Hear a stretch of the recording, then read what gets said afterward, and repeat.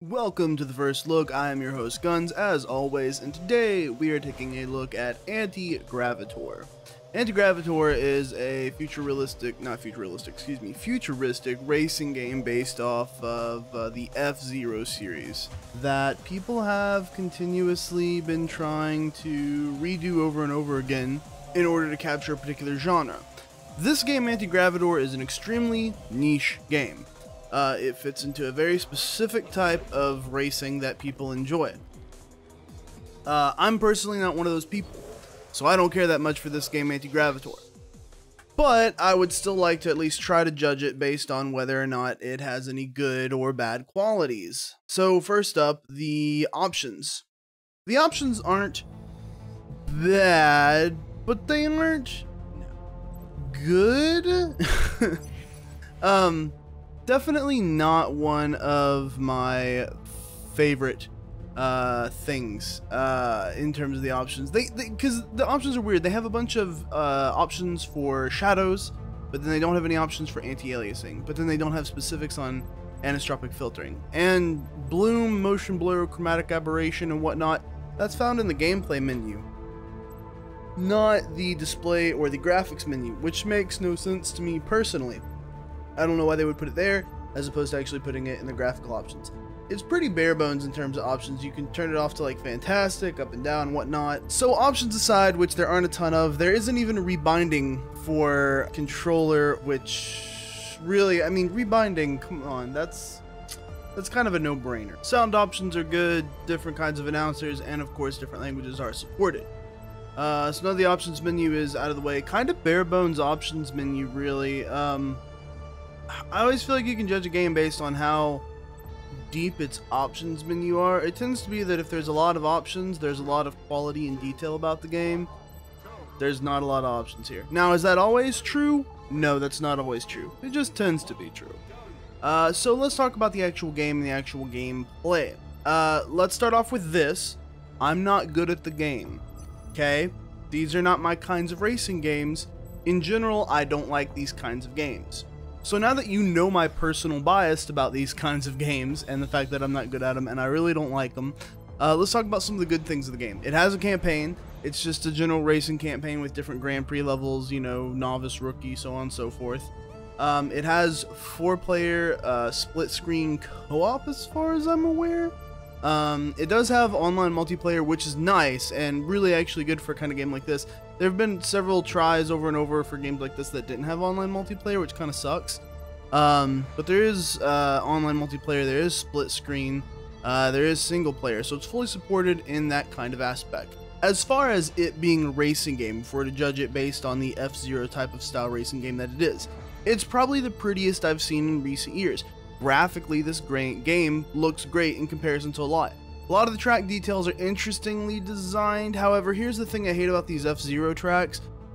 They tend to be the same, like the ground's the same, the walls are the same, and they're just different shadings of colors. The environment around it's different, but I'd actually like to see changes in the track itself, because while this is a futuristic racing landscape, there's no reason that you can't mix in a little bit of element of surprise in terms of these things. One of the great things I do like about this, the racing is pretty solid in general, just as a racer. It feels good, controls are tight, as always with these kinds of F-Zero type racers. One of the things I like about it that not a lot of other games do, although I do see some balancing issues with it, is traps. And I'm not talking about the kind you find on the internet, I'm talking about the kind that are in this game that would stop you from progressing. These traps can be activated kind of randomly, it seems. Usually it's when you're near it, but sometimes it's not till after you're past it. Sometimes it's before you even come up to it and you can activate a trap and accidentally hit yourself with a trap. Some of the traps are kind of unavoidable. They're just randomly spread out on the course, like exploding rocks. Some types of traps lock off one side of the course entirely.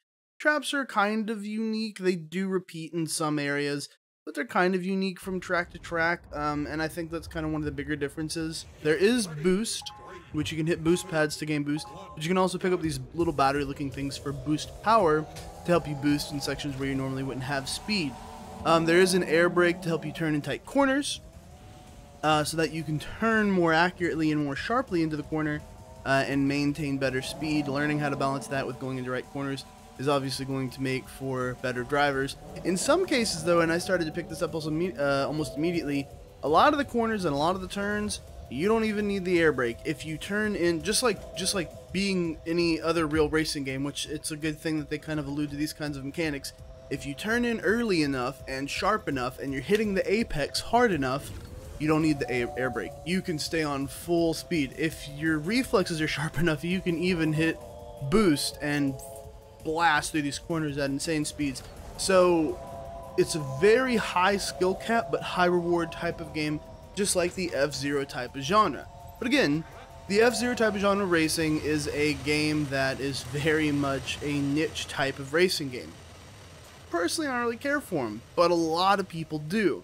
Do I think this would be one worth visiting if you're into the F-Zero type of racing genre game? Yes. Multiple reasons as to why. For one, the soundtrack's not bad. Visually, it's pretty good looking. There's a lot of customization for your ship. Well, when I say a lot, there's about 3 different parts in 4 different categories. So about 12 different parts total when you do the math. So there's various different combinations there, and there's also decals and colors, so you can make your racer look like your own, very unique.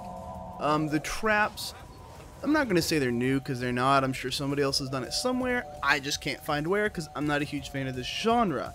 But the split screen co-op and the online racing, playing this with like the bros on sub night or whatever, just for shits and giggles, because it's a game that's really for a niche audience, that has a really high skill cap, that has really sharp reflexes that most of us aren't good at.